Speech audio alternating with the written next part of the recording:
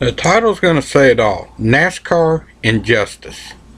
I'm going to cite some examples, and one that's just broke within the last couple days. Nationwide driver Jeremy Clements, after going out of the race at Daytona, was talking to reporters and did something stupid. I mean, that's just... He used what they said in this remark. I've not been able to find exactly what he said, and I probably wouldn't put it on my channel anyway. But he used a racist slur. So NASCAR has now seen fit to suspend him indefinitely for something said in the heat of the moment. Now, let's just take if something could happen this year. Let's say Danica Patrick gets involved in a wreck and another driver, don't matter who it is, it could be Dale Earnhardt Jr., Kyle Busch, Kurt Busch, but they say, well, she caused it, Jimmy Johnson. Well, she ought to be in the kitchen. She don't belong in a race car. Is that going to be considered a slur toward women, or are they going to suspend them indefinitely? You know, one of the big names? I think not. Jeremy Clements is somebody just trying to get a foothold in racing. That's not the only injustice NASCAR has. I frankly, last year when Kurt Busch got, and I'm not a Kurt Busch fan, I've said this before, got suspended for a race for remarks at Dover to Bob Pycrass. I frankly don't think a whole lot of Bob Pycrass. Tony Stewart or some, I think it was Stewart, but don't hold me to it, said he was tabloid journalism. And I'm starting to agree. But ask him about being on probation. Didn't ask him, well, how'd the car run? You know, something like that. Something. The race was over. Kurt had finished the race, and him and another driver had come together a couple times. Had words on pit road, no fights, but had words, you know, the two drivers talked on pit road, and that was the end of it. And there's no problem with that. That goes on all the time. I frankly didn't think a whole lot of suspending Kurt Busch for a race, and like I say, I'm not a Kurt Busch fan. Let's talk about another one. I thought monopolies were illegal in this country. Well, apparently, it seems NASCAR may be above the law.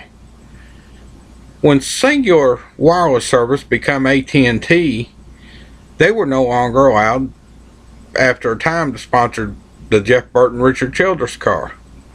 Now, they said if they were in before Sprint, they could stay in.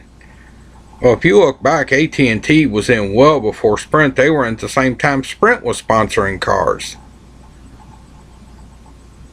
Talk about the Nationwide series, sponsored by Nationwide Insurance. Geico, which has a Cup car, can't sponsor a Nationwide car.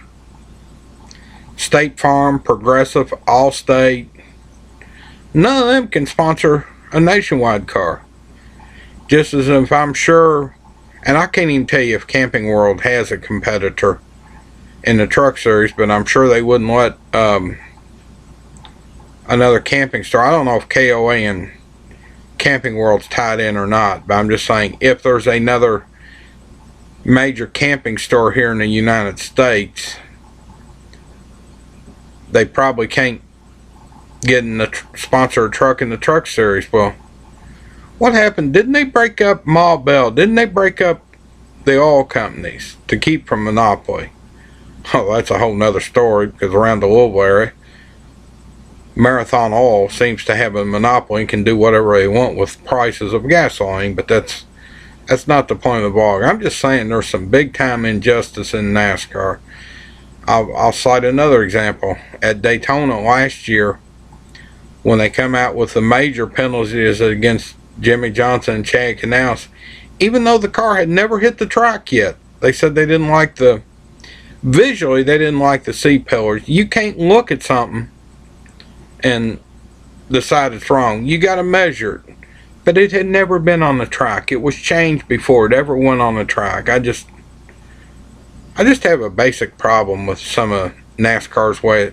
I mean, I love NASCAR racing, don't get me wrong, but the way they do some things, they are actually, in my opinion, and disclaimer, this is all my opinion, keeping sponsors out. Comment, you know, like I say, I don't, let me get back to the Jeremy Clements thing. I don't approve of racist slurs. I grew up in a racist household. My dad was extremely racist. I mean, I had a chance to look at a car when I was in high school. He wanted to get me a car, but he refused to look at it. Why? Because it was owned by an African American. Looked like a pretty good car to me, but he knew more, he knew more about it than I did, but for that one fact alone, he wouldn't even look at it. So I grew up around racism. I know what it is. I've still got, my dad's been gone for some years now. I've still got family members who are racist, but it just, that one remark, I don't think warrants an indefinite suspension. Maybe some sensitivity training. He already issued his apology, and that should be it. But that's just been my opinion on some injustice in NASCAR, monopolies,